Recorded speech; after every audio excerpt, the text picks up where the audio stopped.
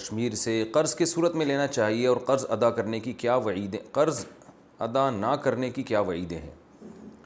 بھائی محمد عرفان، بلا ضرورت قرض لینا یہ اسلام میں پسندیدہ کام نہیں ہے۔ اللہ تعالیٰ کو استغنا پسند ہے۔ قرض عربی میں کاٹنے کو کہتے ہیں اور مقراض کینچی کو۔ تو قرض کو قرض اس لیے کہتے ہیں کہ محبت کو کاٹتا ہے۔ آپ کا کوئی بہت جگری یار ہوگا نا، جب آپ اس سے قرض لیں گے تو آپ کو وہ عجیب سا لگنے لگے گا۔ جب تک قرض نہیں لیا تھا آپ کو اس سے امید تھی کہ یہاں سے مجھے پیسے ملیں گے، تو آپ کو دنیا میں اس سے اچھا کوئی بھی نہیں لگے گا۔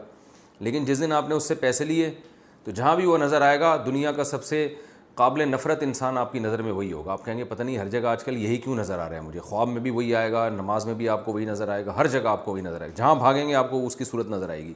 تو یہ کیا کرتا ہے؟ قرض محبت کو کاٹ دیتا ہے، اس لیے اچھی چیز نہیں ہے۔